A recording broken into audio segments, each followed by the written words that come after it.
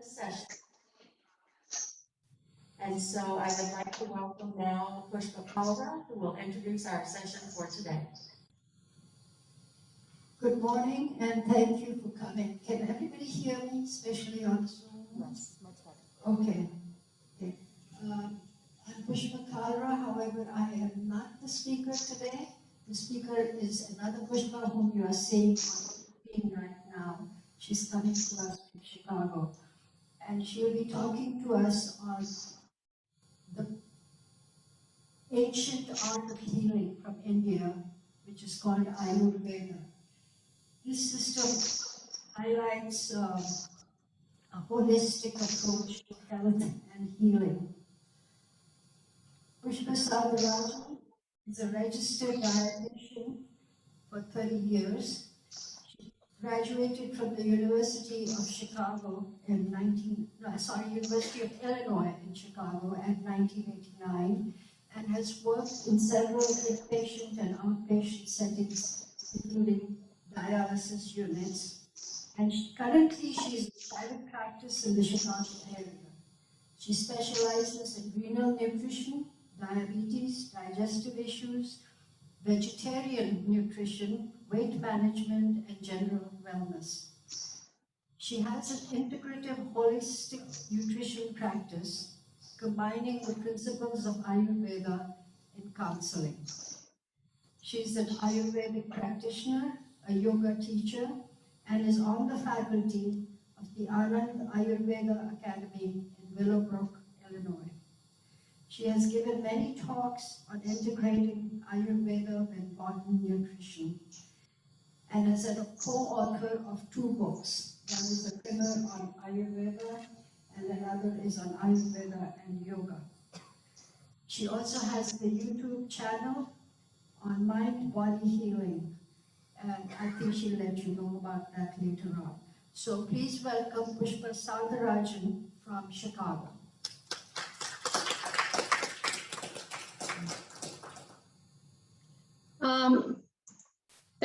Thank you for the introduction, and thank you so much for having me. I'm really thrilled to be here to spread the word of Ayurveda. This has always been my goal, and I'm hoping to shed some light onto this ancient medical system from India.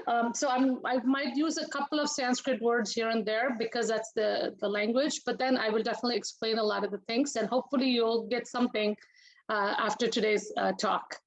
Okay, let's get started. So my topic today is Ayurveda, Paths to Health and Healing. So Ayurveda, and a lot of people, even if you are from India, a lot of people don't even really know exactly what it is. A lot of people think of it as an herbal medicine. They think of it as folk medicine and all kinds of things like that. So I'm hoping to educate everybody that it is really a complete medical system from India, dating back about 5,000 years or more. So this was given to us by the sages, the rishis, or they're the scientists of the Vedic period, I would say. And it was scattered all over the scriptures. There are 4 main Vedas that we have, or books of knowledge. And it was scattered, and then it was later on compiled into 3 main classical textbooks, and one of them is called Charaka Samhita. So Charaka was a teacher who compiled it, pulled it out of the Vedas, and made it into the format of sutras. They call it. It's like couplets of verses in Sanskrit. And of course, now we have translations, that the picture that you see on the left in the yellow. And then there's a second, so he mainly focused on internal medicine and how to extend longevity, things like that. Then again, Sushruta was another teacher who compiled the book and talked more about surgical applications and surgery. So surgery was also part of Ayurveda. In fact, it's believed that rhinoplasty, the procedure they use today, came from Ayurveda. And then the third book is, of course, Ashtanga Hridayam, which is a little, it's actually Ashtanga means 8 limbs. So it's actually divided into the 8 different branches of medical science. So as you can see, it is not really just some folk medicine or herbal medicine, but it is a very, very systematic approach to health and healing. Now, the word Ayurveda is split into Ayur and Veda. Ayur means life or longevity. Veda means science or knowledge. So it is the science of life or science of longevity, or how to keep a person healthy and alive longer. So Ashtanga Hridayam, again, I said 8 limbs of Ayurveda. So you can see, and these are all Sanskrit words, I'm not going to read those, but like Kaya Chikitsa is one example, is internal medicine. Then there is pediatrics, there is toxicology, there's ENT, there is Rasayana, which is rejuvenation therapy, which is unique to Ayurveda. And of course, psychology. So, so first of all, let's talk about what is health, how is health defined in Ayurveda. The word used for health in Ayurveda is called swastha. It's a Sanskrit word of 2 words combined. It is swa, asti. Swa means self. When you talk about self, we're talking about that pure self or being, that blissful part of yourself that is not affected by the body or the mind, but you just know that's you. And asti means to be established. So as long as you're established in that pure self, that blissful part of yourself, you're going to feel healthy. And so that is our goal in Ayurveda. So goal in Ayurveda is defined by the sutra. It's a twofold thing. It's a swastasya swastha rakshanam aturasya vikara prashamanam. So I'm not going to use a lot of Sanskrit, just a couple of slides, so don't worry about that. The first line, swastasya swastha rakshana, means preserve the health of a healthy person. So the first focus in Ayurveda is always about keeping the healthy person healthy. It's not about just curing diseases. Of course, that's important. That's the second aspect. But really speaking, we want to keep the health that we already have. So as long as we preserve our health, then you can manage any kind of illness or at least prevent getting sick. So that is the goal of Ayurveda. The second goal is, of course, cure diseases of an ill person. Obviously, some people, you have problems, you have to go get treatment for that. So the next slide. Okay, so in Ayurveda, there are 3 pillars of health. One is diet or ahara. Ahara means it's much broader than just the food that we eat. Ahara means anything that is received through the senses, through your ears, through your eyes, through your mouth. All of that would be considered as ahara. So we have to be very careful about what kind of things that you listen to. Are you listening to violent stuff? Are you listening to gossip? And then what kind of things are you seeing with your eyes? Are you looking at, again, violence on TV or negative stuff, whatever? So all of these things have an impact on our body. So it is not just the food that we eat, but it's all of these other things also have an effect on our body and our mind. So in order to maintain good health, we need to be very careful about how we interact with the world around us. Then the second thing, pillar is sleep or nidra. Now, even modern medicine talks about how important it is for the circadian rhythm. The times that we live right now, with the globalization, people are up all night with the internet all the time and TV all 24/7. So again, sleep gets disrupted. And there are people who work at night and things like that. So naturally, their health also gets affected when they're not staying with the circadian rhythm. And then the third thing is brahmacharya. Now, brahmacharya is the literal translation is celibacy or abstinence, but it's much more than that. It can be considered to be like self-control, not to overindulge our senses in different things like overeating, oversleeping, things like that. Then you can maintain health. So first of all, I wanted to go through a comparison between modern medicine and Ayurveda, and then we'll talk more in detail about Ayurveda. Let's talk about the first aspect is in modern medicine, when you go to a doctor, the human body is viewed as a mechanical and a biochemical entity. So basically look at the body, see what the disease is, try to treat what is going on. Whereas in Ayurveda, because a person is considered, we consider the spiritual and energetic aspect of a person. We're much more than just the body and the mind. Without the spirit within, we're not going to be functioning. So naturally, you look at the whole person in Ayurveda. In modern medicine, there's a one-size-fits-all approach. So basically, you have a protocol, you have this disease, you get this protocol, and so on. Whereas in Ayurveda, we look at it's an individualized approach. So you look at the whole person, look at what kind of diet they're eating, what kind of place they're living in, what kind of what age they are, what situation they're, what kind of lifestyle that they have. So many other factors are taken into account in Ayurveda. So that is why each individual gets a special treatment. They don't get the same treatment as everybody else. And third factor, modern medicine is a quantitative approach. It's an objective science of measurement. So we look at lab values, we look at anthropometrics, things like that. Versus in Ayurveda, and again, we also go based on the studies in quantitative. If it works for 100 people, it should work for 1,000 people or 1,000,000 people. Whereas in Ayurveda, it's a qualitative approach. It's subjective. It's a science of experience. Again, we're looking at the person and deciding based on their body type, their environment, their diet, lifestyle, and so on. So the practitioner plays a big role in helping the person and understanding the person before giving any kind of treatment or suggestions. The modern medicine treats symptoms mainly. For example, if you have heartburn, immediately they say take Prevacid or antacids or whatever. It might help in the short run, but in the long run, you're actually suppressing the acidity, which you actually need to digest your food. So you might not have the symptoms, you may think you're okay, but in Ayurveda, we go deeper and delve into the root cause. Why is this happening? Is it the diet? Is it the stress? Is it the lifestyle? What is happening? And try to fix the root cause so you don't get this problem over and over again.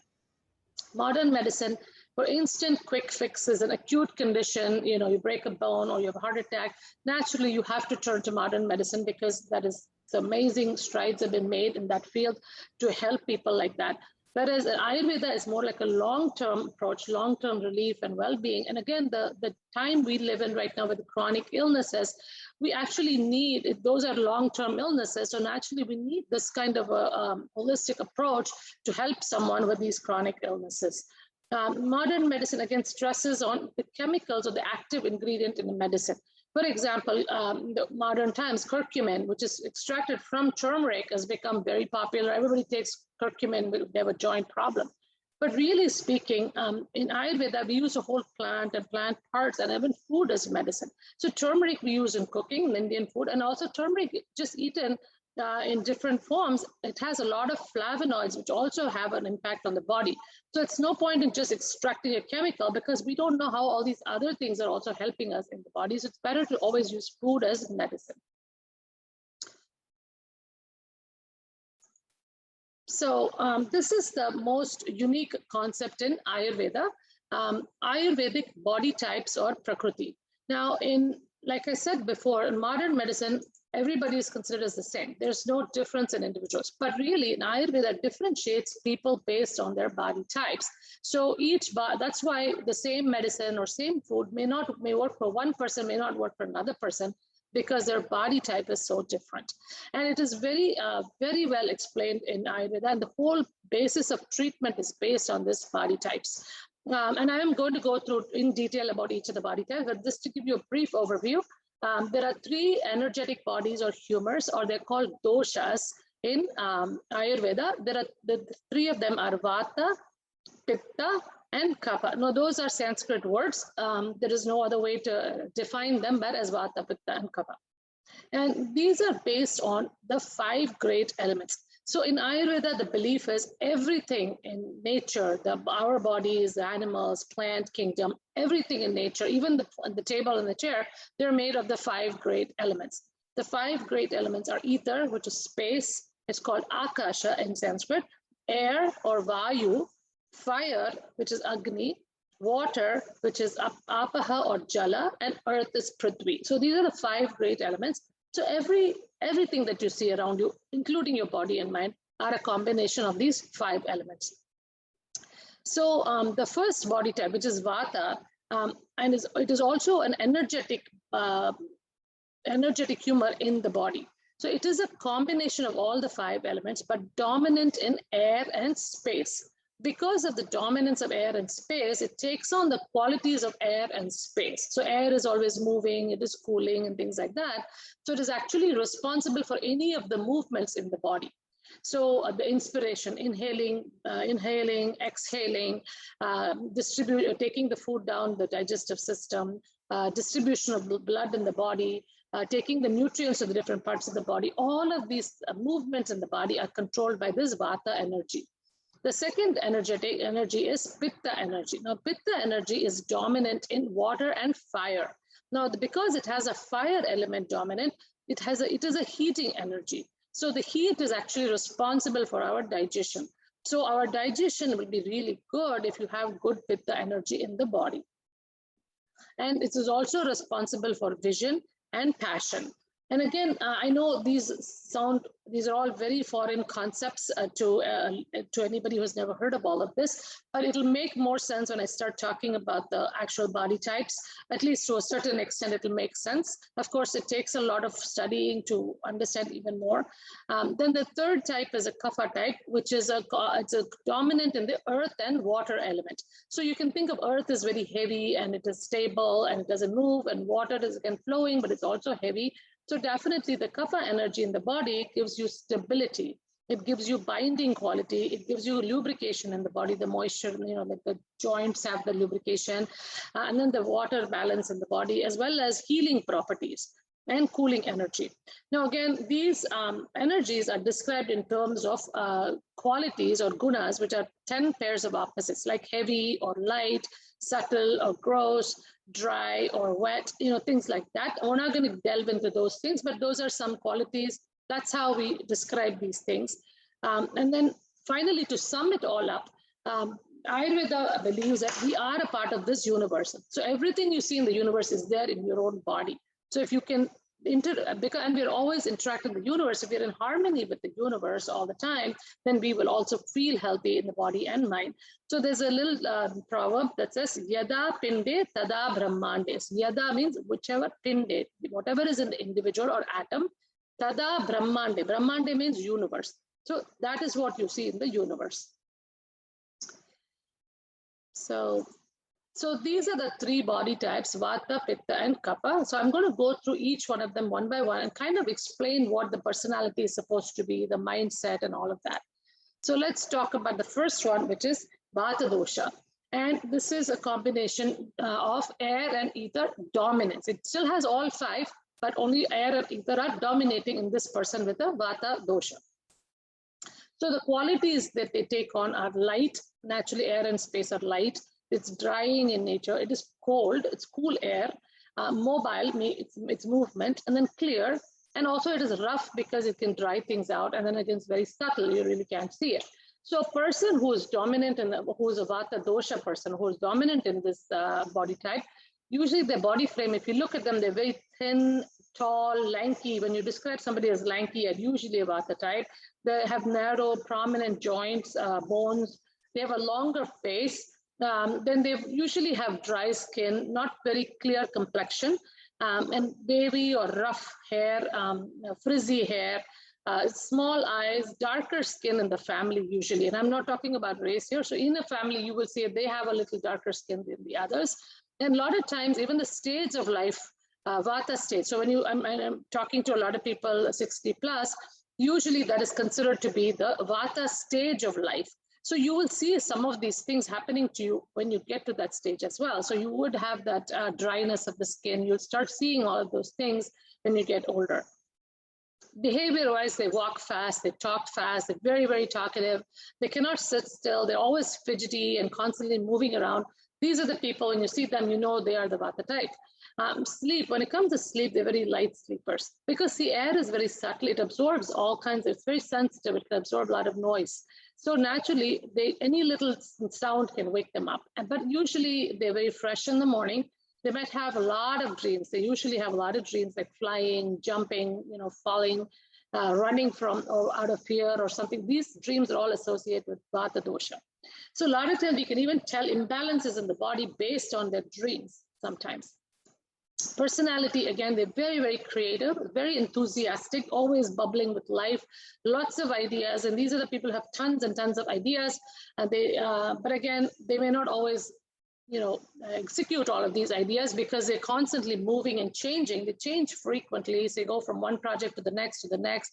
They keep on changing jobs. They keep changing partners, friendships, places, everything. But they love to travel. They love to explore things. They are susceptible to OCD tendencies. They have very short-term memory. They can learn things really quickly, but they also forget really quickly. Very impulsive in nature, impulsive buying, impulsively making decisions. They're very sensitive to noise. They view the world through their ears because of the space. So because of that, they're very sensitive to the noise. They cannot handle loud noises. And that's why as you get older also, noise becomes a big problem. Digestion, again, irregular digestion. They might have really good hunger one day and then not another day. On the same day, may hungry in the morning, not in the afternoon. Things like that can change very rapidly. They're prone to constipation, gas, and bloating. So these are some of the issues they have. And if you notice, a lot of the older population, and majority of my patients, renal patients, are older population, and I see a lot of them have constipation and gas and bloating. And so a lot of them, when you just fix that, so many of the other things actually get better, including the mind. The response to stress is usually anxiety, nervousness, fearfulness. So if you notice, when you were younger, you were very, more level-headed and things like that. But then as you get older, you start seeing a lot of anxiety happening or becoming very fearful, scared of things. That is because the Vata dosha is taking over. The second body type is the Pitta dosha, or the fire and water element dominance. So usually it takes on the properties of fire and water. So it is naturally hot, liquid in nature, sharp because of the fire again, little bit of wet, and light and pungent because it has a smell, and then of course it's flowing because of the water. So the body type, if they are usually the medium frame people, are considered to be Pitta dosha. They usually have that angular face. You will see that typically Pitta people have that angular face. A lot of the colored eyes, and then the colored hair, the blonde, the red and brown hair, things like that are usually related to Pitta. Anything with color is related to Pitta. Usually they're susceptible to early graying or baldness. They are the ones who have the breakouts, the acne problems because of the heat, the rosy skin, and then they cannot tolerate much heat, so they hate the summer hot weather. Personality-wise, again, remember the fire of Pitta is that the fire is, so it gives them a lot of passion. They're very passionate, very intense about subjects, intense about everything. So it could be a little hard to be with somebody like that if you're not used to that. These are the typical type A personalities. They're very competitive, very argumentative. They like to argue their point. They like to convince others that their point is the right point. They are perfectionistic, very controlling. But they're very organized, keep everything, they stick to time. They're very punctual. They have a great comprehension because the fire helps them digest the thoughts, ideas so well that they can actually grasp a lot of subject and hold it in. That's why they're also very intelligent. They assimilate lots and lots of knowledge. These are the people I see a lot of my patients, they would go and Google the internet and find everything they need to know about whatever the problem they're having, because they are just love to have that knowledge. And they love numbers too. So, and again, they're visual learners.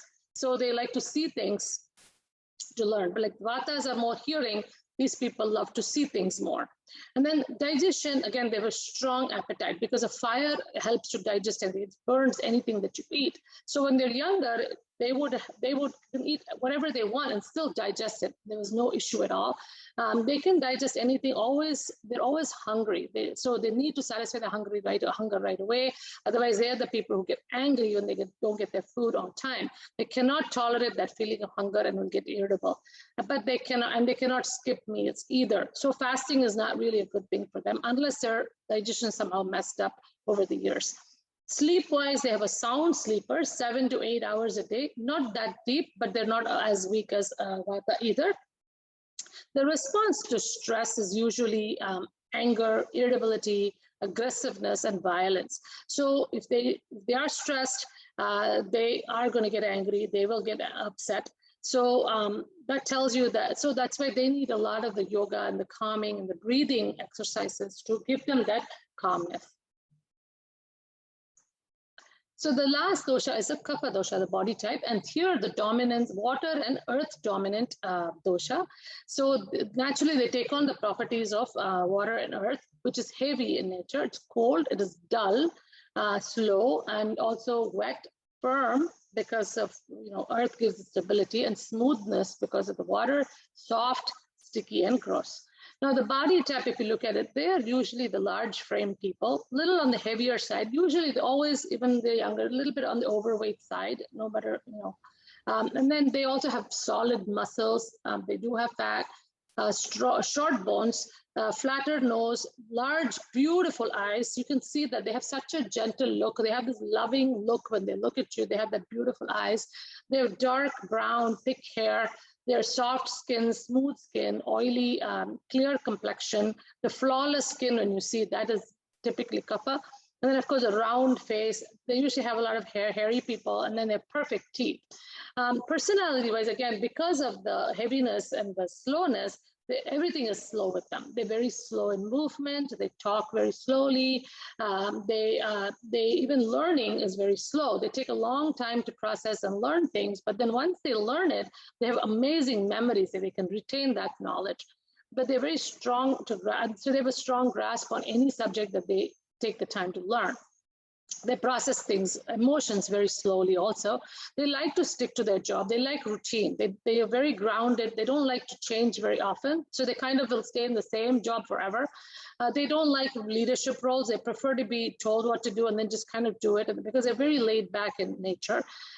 Usually there's inertia and movement, so they don't like to move. So exercise may be a little difficult because they don't like to go and exercise and move. But once they actually get themselves to do it, then of course they have tremendous stamina to do anything. But it's the starting is the problem. They're usually very miserly when it comes to spending. They don't like to spend. Now, Vatas are very impulsive in spending, but Kaphas, on the other hand, do not like to spend too much. Pittas are very focused in their spending. They will save up for certain things and spend. Whereas Kapha, on the other hand, are very miserly. They don't like to spend at all. And then they're hoarders. They don't like to throw away anything. They like to keep sentimental things, all kinds of things. They just want to hold on to things. So they're also very loving and compassionate and affectionate. They get attached to people very much. So that's why they need people a lot. So if it gets imbalanced, they could go into depression because they are so attached to others, and their whole image of themselves depends on being with others and others loving them. So because they're also very loving, so if they don't get that, they feel very depressed, very this thing. So it's a good idea to have some kind of hobby or whatever, so you're not always dependent on other people to give you that love and compassion. Digestion-wise, the metabolism, again, is very slow. So they tend to be overweight. These are the people who would really benefit from intermittent fasting. Actually wait for you to feel hungry before you eat, so that you actually digest your food and don't gain a lot of weight. But if you keep eating the 3 meals and the 2 snacks every day, then they will have a tendency to gain weight. And usually they have a sweet tooth, craving for sweet foods, very hard to lose weight. And they don't drink much water because they have that water element in them already. And they don't need a lot of water because of that. As far as sleep is concerned, very sound sleepers. They sleep for long hours. And they have a difficulty waking up in the morning. And then response to stress, usually they do not get angry, they don't get anxious, but more like they become just quiet, withdraw, kind of stay quiet to process things and then get over it on their own. So there are some principles of Ayurveda that I'd like to talk about before we go on to what it is. So first, 2 very important concepts in Ayurveda are Agni and Ama. Now, Agni is, again, a Sanskrit word, means fire, but it's a digestive fire. So it's the capacity of a person to be able to digest their food. So you can think of it as a metabolic fire, something that helps them to metabolize things in the body. You know, whether it is food that you're eating or the thoughts or the ideas that you're imbibing, everything needs to be digested and processed in the body. So for that, you need to have a strong Agni or digestive fire. Now, if the Agni is weak or slow, then you're going to have toxins building up in the body, which is called Ama. So toxins, these Ama are like white, sticky, slimy substances that can block the channels of communication in the body, whether it is physical or even brain communication to the brain. So you can get the brain fog from Ama. It can be compared to like plaque in the arteries. That's what an Ama is. So definitely, we always, in Ayurveda, we always focus on the digestive fire and working on Agni. And if somebody's Agni is very weak, we always work on kindling that Agni, making it stronger so that you can destroy these toxins and keep them healthy.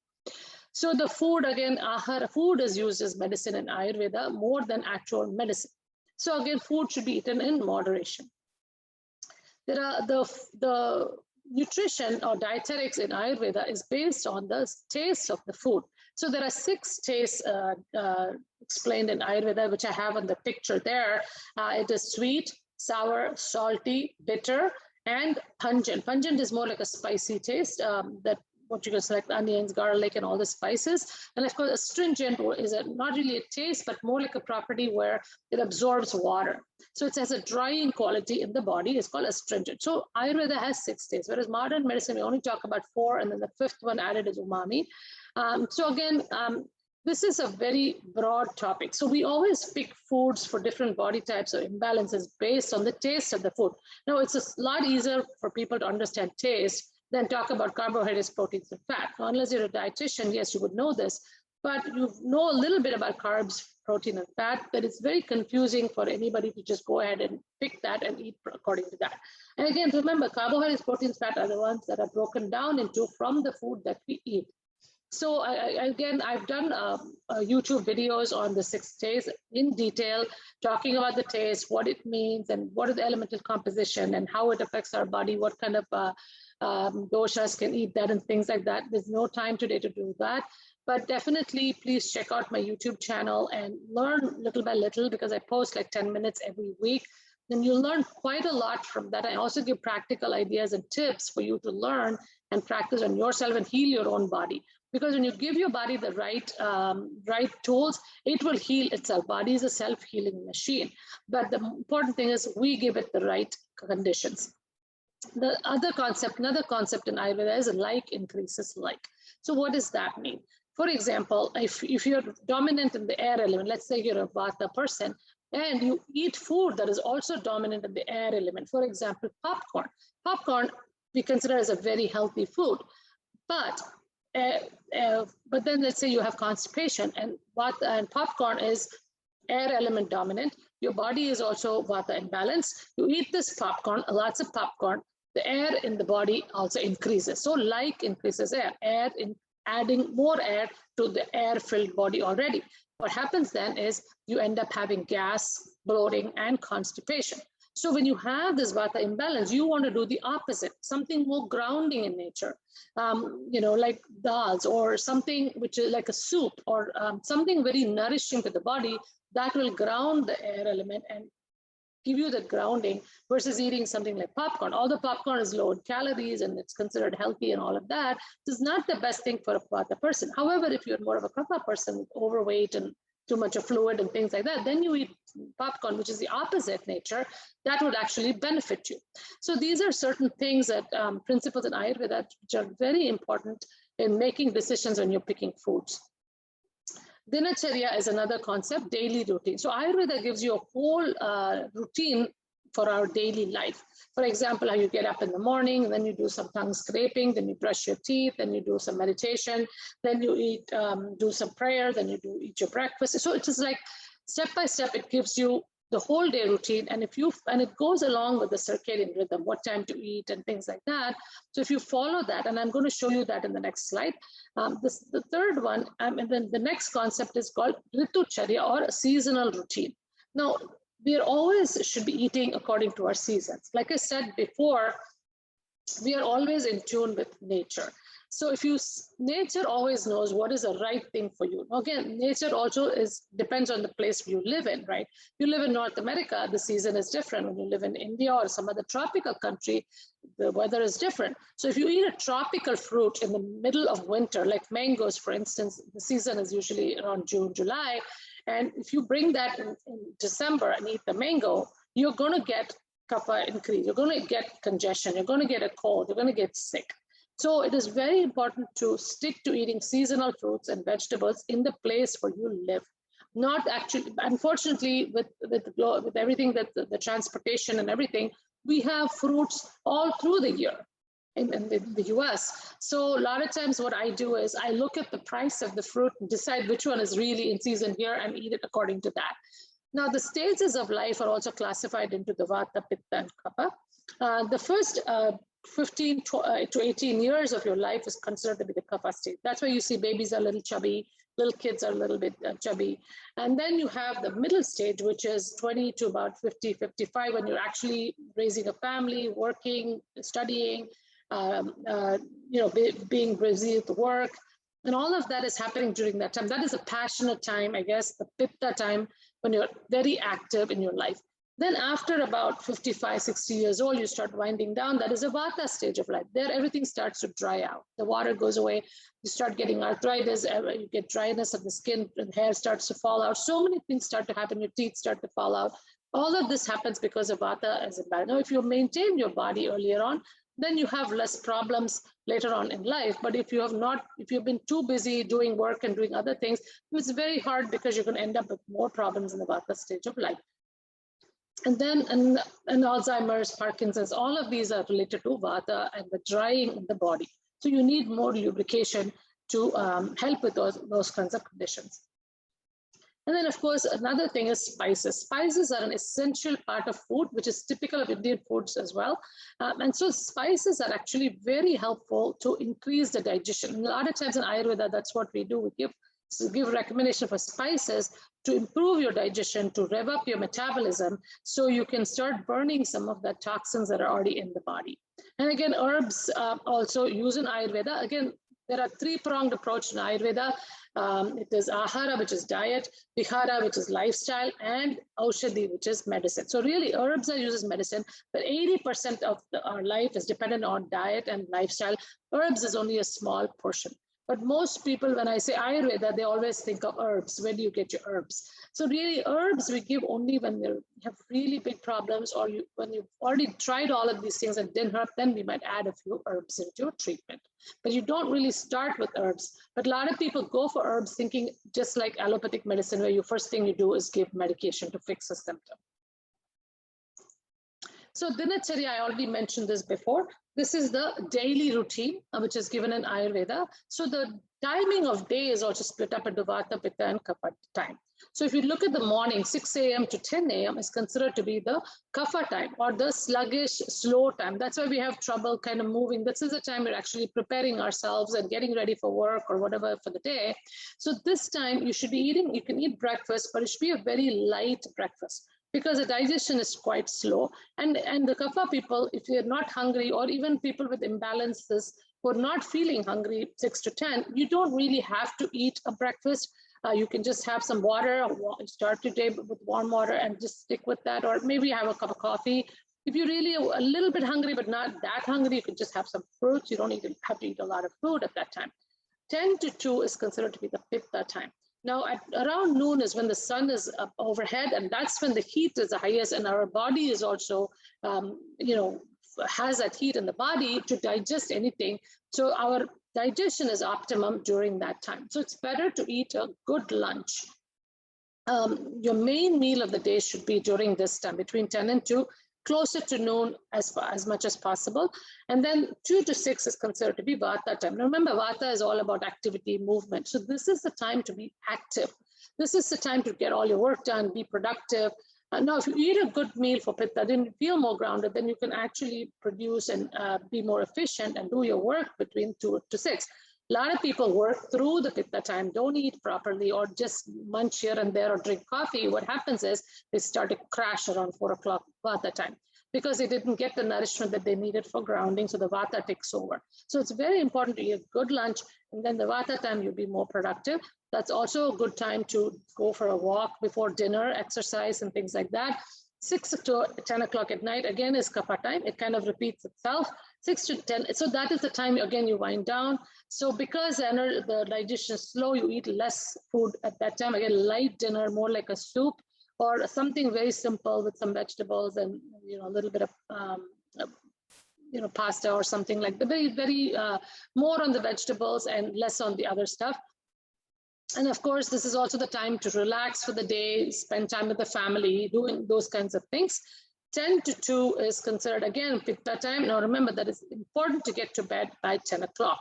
10, or at the latest, I know nowadays with people are staying up late, at least by 11, because this is the time the body goes to work. It actually starts to digest the food that you've eaten during the day. It starts to digest the thoughts that you have taken in, the ideas, everything. All the digestion, the physical and mental level and emotional level, is taking place during this time, 10 to 2. So if you are not sleeping at that time, the digestion is not happening. If you're watching TV or doing something else, your energy is being dissipated somewhere else. So your digestion is not taking place. Your digestion starts to slow down. You start to build up toxins in the body, and the whole thing happens. And a lot of people would have noticed if you stayed up till midnight, you crave for a midnight snack because the heat is there in the body and it's asking for food. So it's better to get to bed early to bed, early to rise. We've all heard that. Again, 2 a.m. to 6 a.m. is again Vata time. You will be sleeping during that time. And we say that try to get up before 6, before sunrise, at least an hour, hour and a half. That is a very good time to do some of our spiritual practices like breathing and meditation, yoga, things like that. Or if you're studying, learning something new, it is good time to sit and study or learn things, because that is when you're actually very calm and clear in your mind and you can actually imbibe a lot of information. So this is the dinacharya or daily routine. So if we can stick to the circadian rhythm, then our body will also start tuning into that and being in harmony with nature and feel healthy. So the last one I want to leave you with is some rules for eating. And I think this would be some practical advice that anybody can take. First of all, eat only when you're naturally hungry and the previous food has been digested. A lot of people, even my patients, I ask them, do you really feel hungry for breakfast? And they say, no, I just eat because it's time to eat. So I think that's very important to listen to our hunger signal. You want to feel hungry when you eat, because you will notice when you're really hungry and eat a meal, no matter what you eat, you really enjoy it and you digest it so much better. So this is something you have to get into the habit of doing, rather than eating according to the clock, but actually eat because you're hungry. Second thing, food should be fresh, freshly prepared, warm and hot. No TV dinners, not leftover foods for a week. You know, people do meal prep and keep it in the freezer. Basically, it dies in the freezer. It's dead food. You're taking it out, putting it in the microwave, putting it on a stove somewhere, heating it up, and then it's basically lost all of its energy. The potency of the food goes away. When you make it fresh, it has a lot of energy. We eat food for energy. So if you're looking for energy from food, you have to eat energetic food. If you're eating food that is old and dry and just reheated, you're not going to get, you'll probably get 50% of the energy of the food that can, energy from that it's actually capable of giving. And again, of course, a lot of people have problem fresh, at least within 24 hours, if you eat your food, that's still better. Caution, again, cold, raw foods are very difficult to digest. So a lot of people say, oh, I'm eating a lot of salads and end up with bloating, constipation, all of these issues. And they think they're eating healthy because it is raw vegetables. But really, if your digestion is not working well, now, if you're a Pitta digestion, really good digestion, go ahead and eat that. But if you don't, then it's better not to eat. And I'm not talking about a couple of cucumber slices or tomato slices at your meal. That's still okay. But if I'm talking about eating a big bowl of salad and thinking you're eating healthy. And if you notice you're eating salad every day and still not losing weight, that tells you your digestion is not working. And then the next thing is, of course, Ayurveda says eat food to 1/3 of capacity. 1/3 of capacity should be water, and 1/3 of the stomach capacity should be free. And I've talked about all of this stuff in my YouTube videos as in more detail with picture animation. So maybe it'll make more sense. So please do go look at that. And again, when it comes to, like if you want to look at your plate, you want to eat all 6 days in a meal, which I talked about before. When you combine all 6 days in your meal, then you don't have cravings later on. But if you just pick and choose, let's say just eat one sandwich for lunch, then you're not eating vegetables, you're not eating all the other different tastes, then you're going to have cravings for other things in a few hours. So it's better to make sure that you have all 6 days. Again, all of these details you can look at in my YouTube video. The timing of the meals, again, is very important. I already showed you the dosha clock or the dinacharya clock, daily routine. The main meal should be for lunch. A dinner can be light because it is a kapha time. The digestion is very slow. Plus, you're going to go to bed after that, so you don't want to eat a heavy dinner, then you cannot sleep. So the old adage that goes, eat breakfast like a king, lunch like a prince, and dinner like a pauper.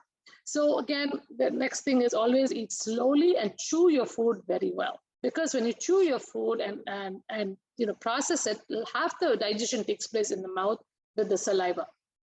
So if you can start swallowing things, again, that messes up your digestive capacity. And then don't eat when you are emotionally upset, anxious, angry. So if you're mad, sad, do not eat anything at that point. Take a break, drink some water, watch some TV, listen to some music, go for a walk, do something to distract yourself, kind of calm yourself down, and then you can go ahead and eat your food. That's why it's a good idea to sit at your table and do a little prayer. When you do that, your mind automatically calms down. Then you're actually ready to receive the food. Now again, sit down while you're eating. Mindful eating is very important with no distractions. A lot of people have the tendency to sit in front of a TV, watch TV and eat. And that's like mindless eating. You don't even know if you're eating enough. You're getting the nourishment. You're feeling full. You're not tasting your food. So it's important to spend that 15 to 20 minutes just enjoying your meal, savoring all of the taste in your mouth, and enjoy what you put the effort into making food. You might as well enjoy it. Again, do not eat 3 hours before bed, ideally, because for a lot of reasons, heartburn, this way your digestion takes place before you get to bed, and you also have a good night's sleep if you don't eat earlier on. And of course, weight gain is a big problem if you eat just before you go to bed. Drink water before your meals, half an hour before you can have a glass of warm water. If you're trying to lose weight, that would be helpful. It'll actually cut down your appetite and also help you digest your food better. You can have sips of warm water during your meal, but do not have any water after, because then it kind of dilutes the food and it takes a long time to digest. So it's better to just have sips during, but not after, maybe at least for an hour till you digest your food somewhat. After eating, one should, and Ayurveda said, should at least take 100 steps after each meal, or at least if you can walk 10 to 15 minutes, or even 5 to 10 minutes, depending on how much you're able to do, it's a good idea. And a lot of people, when I ask about exercise, they, I do 3 times, maybe I'm not consistent. It is more important that you have consistent activity than to have once in a while. So instead of going for 30-minute walk in the morning or in the evening, it's a good idea. And it doesn't have to be instead of, but if you're not able to do that, then at least do like 5 to 10 minutes after each meal, breakfast, lunch, and dinner. You get your 30 minutes. And even modern medicine talks about how blood sugar is under a better control, blood pressure gets better control when you do these spurts of exercise rather than doing one thing like 30 to 40 minutes. So these are some of the general rules or behavior modifications that you can adapt. Anybody can, follow these things. These are simple things to do. And if you start doing some of these things and watching your body, observing your body will give you clues as to what to do.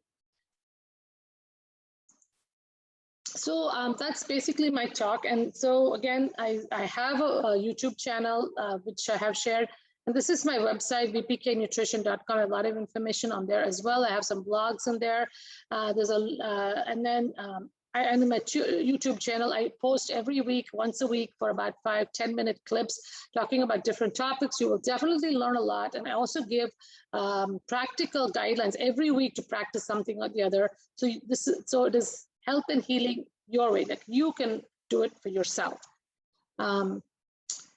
And this is it. So I just want to leave you with these proverbs, two of them. One is, let food be thy medicine. The father of medicine, Hippocrates himself, said that.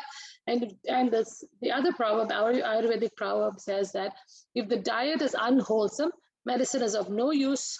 And if diet is wholesome, medicine is of no need. Like, for example, if you're a diabetic and you're taking all these pills and the sugar is just going out of control, you keep on adding more and more medication, but you're not really doing any changes in your diet or lifestyle, it's not going to make any difference no matter how much medicine you take.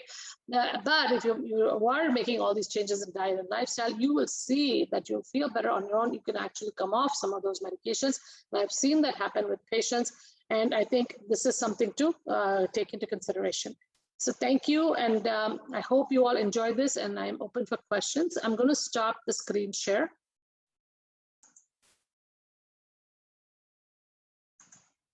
And I'll open myself up for questions. Thank you, everyone. I hope you all enjoyed this, and I'm open to the questions. Thank you.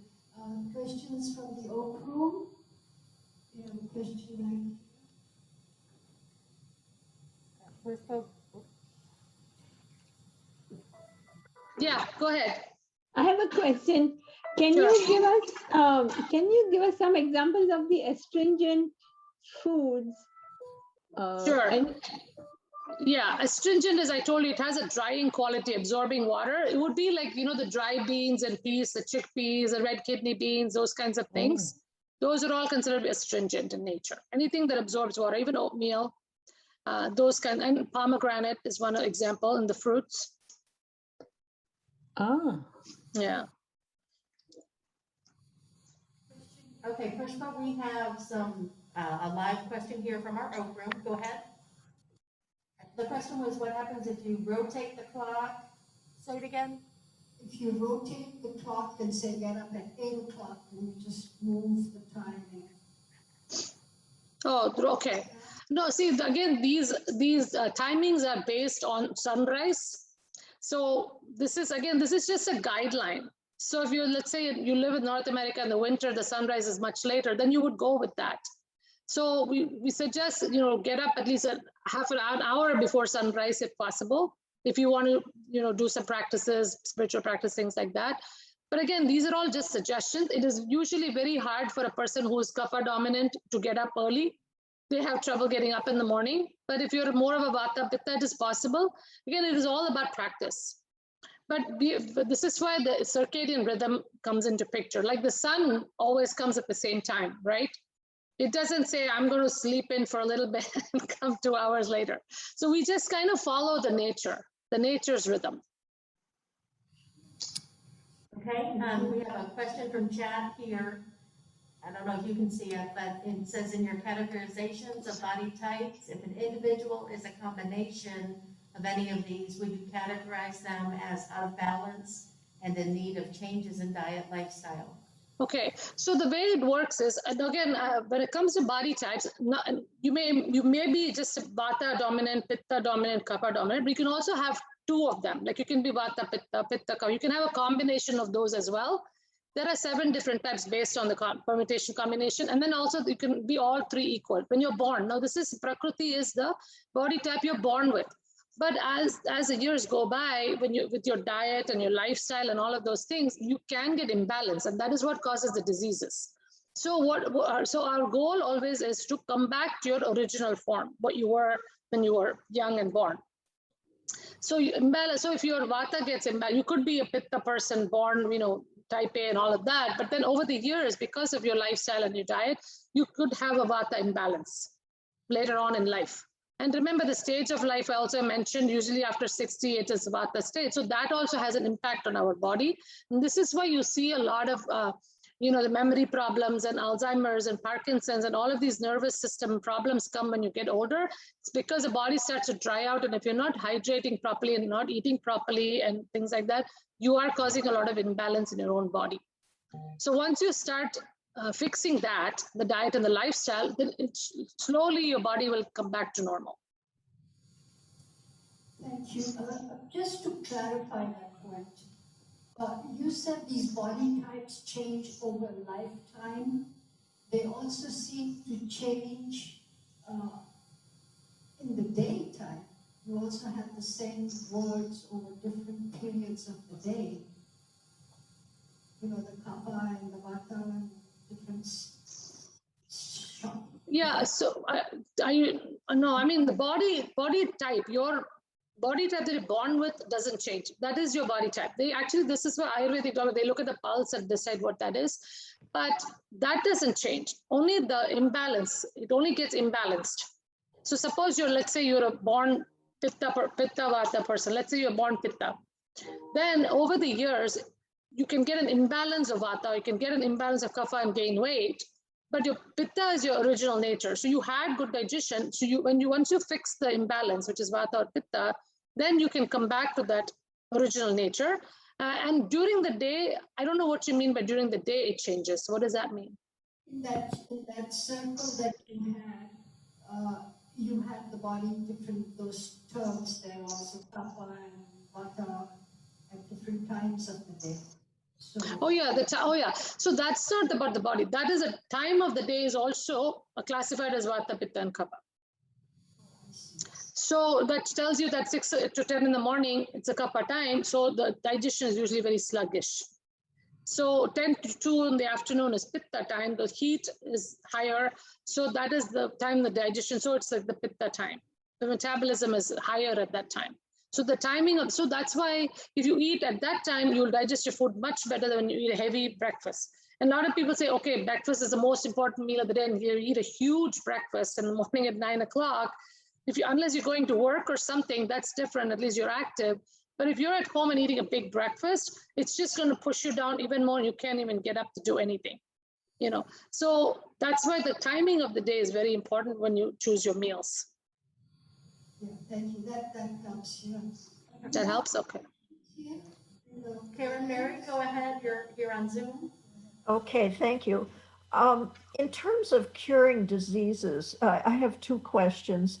Mhm. Are Vedic practitioners licensed to practice in the United States? And secondly, does modern Ayurveda incorporate any elements of Western medicine in the curing process? What was the first part of it? I didn't understand that.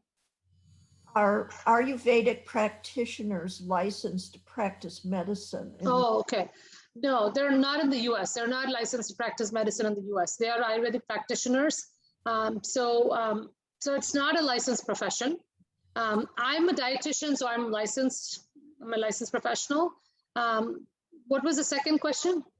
The second question is, does modern Ayurveda incorporate any aspects of Western medicine for curing diseases? Yes, so Ayurveda, yes. In fact, once I've done the Ayurvedic practitioner training, so I have like 2.5 years of training. So I did the Ayurvedic practitioner training. So that actually talks about different diseases and what kind of diet, lifestyle, and things like that. So I have studied that as well, but they don't call it with the modern disease names. So if you take diabetes, there are 20 types of diabetes that described in Ayurveda. Okay, there are not just 2 types, 20 types based on the different imbalances. So, but Ayurveda is always about fixing the imbalance in the body, not labeling diseases, although there are labels because they have evolved over the years. Naturally, you have to come with the modern times, but it was always about fixing the imbalance, and automatically the body takes care of itself.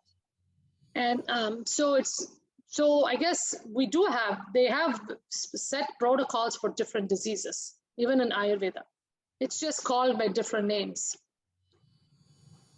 Okay. So modern Ayurvedic practitioners learn something about diagnosing?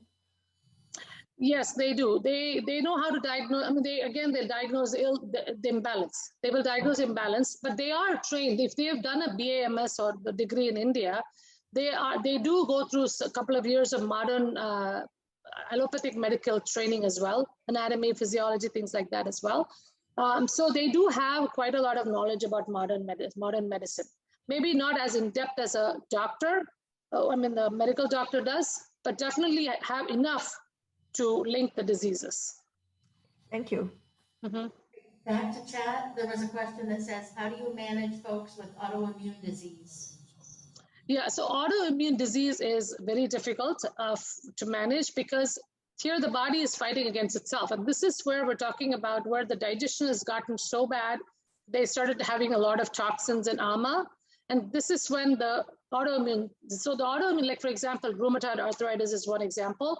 So that is hard to treat even with Ayurveda. So but there are certain things you can do with diet and lifestyle to help you manage the condition. But it is called Vata, that is toxins combined with Vata dosha, and that is why you have rheumatoid arthritis. So they have to go through a cleansing process. They have to go through like a cleansing process called Panchakarma. You all hear me? Okay. So it's more like a detox, like a long detox process for like a couple of weeks, 2-3 weeks, to remove all of the toxins which are so deeply ingrained in all of the cells in the body. So it's almost like surgery that they go through. This is how they cure autoimmune diseases. Autoimmune diseases are hard to treat, but definitely Ayurveda has a lot more therapy for that than modern medicine. But some things are incurable even in Ayurveda. Can only manage conditions like skin diseases, for example, psoriasis, those kinds of things. Those are because of years of Pitta imbalance. People have had heartburn and hyperacidity, gastritis, and things like that, have not taken care of themselves very well by diet lifestyle. They end up having skin diseases eventually because the disease starts to spread throughout the body. Then it becomes harder to treat. Okay, Shirley, go ahead. I'm wondering, there is a lot of new scientific evidence going on, particularly in the Western world, about genetic causes of pathology. How do you work that into your diet and body forms? And how do you deal with that concept? Yes, so even in Ayurveda to talk about genetic component to it, but the thing is when you say genetic, yes, maybe you've inherited certain things, but 80% of the time, your diet and lifestyle can make you change things in your body. It doesn't mean like you're just because you're born with the genetics, you're stuck with that. So this is where, so the way you get your body type, Vata, Pitta, how you get the elemental composition is also based on your parents. So whatever their body type was, that determined the kind of body you're given. Because it's a physical thing, right? That they're giving you the physical body, this thing when they combine. So that is the genetics in Ayurveda, what we talk about, the Prakriti. And really speaking, even if you inherited a lot of stuff, you can always modify your diet and lifestyle to fix any kind of imbalance that you might have. Just because they had it doesn't mean you'll also have it.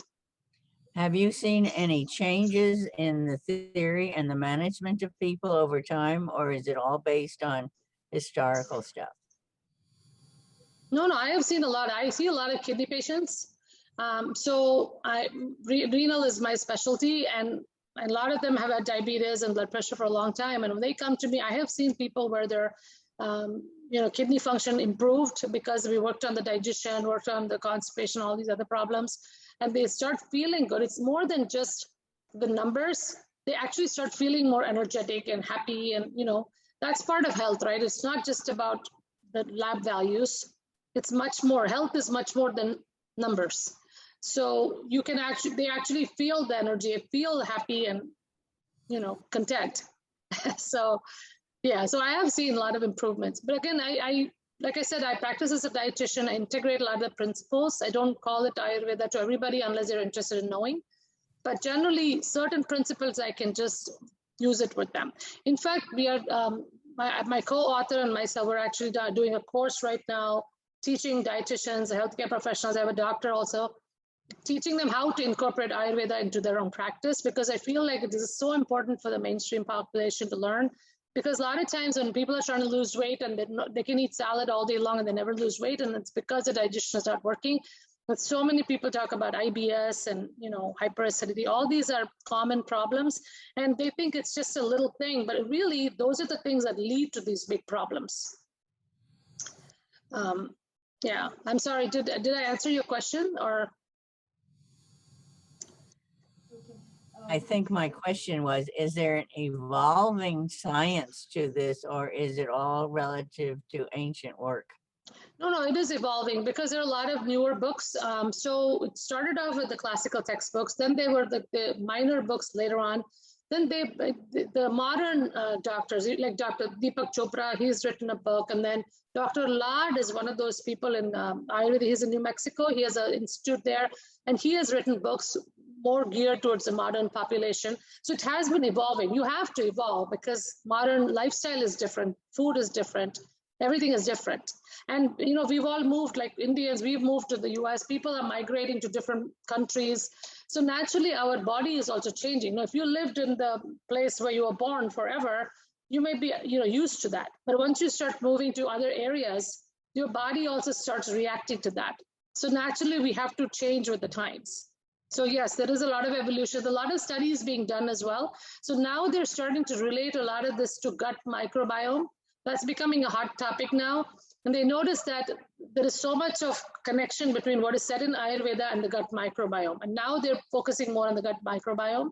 But this is basically what it is. It all starts with, even Hippocrates said, right? Everything starts with the gut. Diseases start with the gut. You fix the gut, everything else gets fixed. So that was the premise of Ayurveda.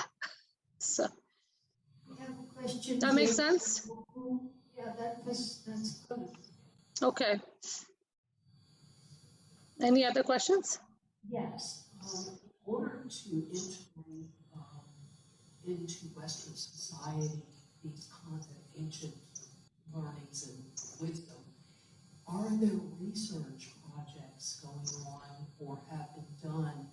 Because the West is more responsive to that scientific study.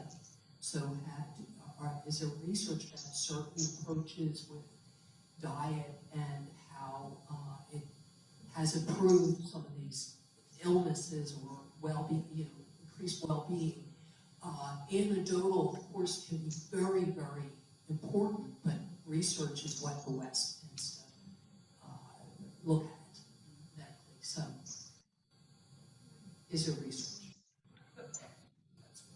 So the question is there research to support Ayurveda? Okay. Yeah. So first of all, there are lots of studies on PubMed on herbs. You know, if you look at herbs and spices, there's lots of studies done with different conditions. With some spices are good for diabetes and all of this stuff. But again, remember when I did the comparison between modern medicine and Ayurveda, Ayurveda is such an individualized subject. It is so tailored to the individual person. It is really hard to do a study and say, okay, you know, this diet works for 100 people, it'll work for 1,000 people. You cannot extrapolate because of every condition of that person is different. That's why it's hard to do a study like that. But they do have a few studies, and unfortunately, I mean, especially for the people who want studies, people are trying to do them. But again, the best study is to try it on yourself, because when you start practicing some of these things, you will start seeing the changes. But there are studies, and I think now they're trying to do studies on the basis of this gut microbiome. That is a way into linking Ayurveda, because that is making more sense. And then again, circadian rhythm, that is another thing which Ayurveda talks about. So there are parts of it that are being researched, but you cannot do the diet part itself. It's really hard to do research because, like I said, it's very individualized for the person. So there are no studies on that aspect, but there are definitely things about other aspects, the herbs and things like that. Thank you. But it's happening, it's coming up. I mean, it's taking time, but it'll come. I have a quick question, Pushpa. This is Pushpa. Yeah. Yeah. Are oils used in Ayurvedic, you know, like oils for massage, different oils? Yes. Oils. Is that part of Ayurvedic medicine? Yeah, the oils for oil massage, self-oil massage. In fact, Ayurveda talked about oil massage every day, especially when you live in a dry climate like this or cold weather, or if you're starting to dry up a lot, then it's a good idea to do an self-oil massage every day, like warm sesame oil, or if it's hot, you can do coconut oil, warm coconut oil. Again, especially if you have joint problems and things, you can actually use some medicated oils. So oils are very much part of Ayurveda. Now, essential oils, not so much, but it's more like aromatherapy and stuff like that. But again, there is a lot of studies about that. I'm sure you can look it up. But the oils themselves are very useful in Ayurveda and the self-massage not only helps with the dryness of the skin at the superficial level, but it's supposed to help in a deeper level where it actually helps to calm down the Vata. If somebody has a Vata imbalance, too much of arid space, feeling ungrounded and all of that, having memory issues and things like that, then this oil massage actually helps you, give you the grounding and feel more energized. Thank you. So if there are no more questions, I want to thank you, Pushpa, very much for your time and your knowledge, and it's been fascinating. I think we've all learned something today. Thanks again. Thank you. Thank you for having me. And please do, watch my YouTube channel, subscribe, learn. You can learn a lot more. It's short little clips every week, so I'm sure you'll pick up something from that. Yeah, thank you. Wonderful. Thank you. All right. Bye-bye. Thanks so much. Stay well, everyone.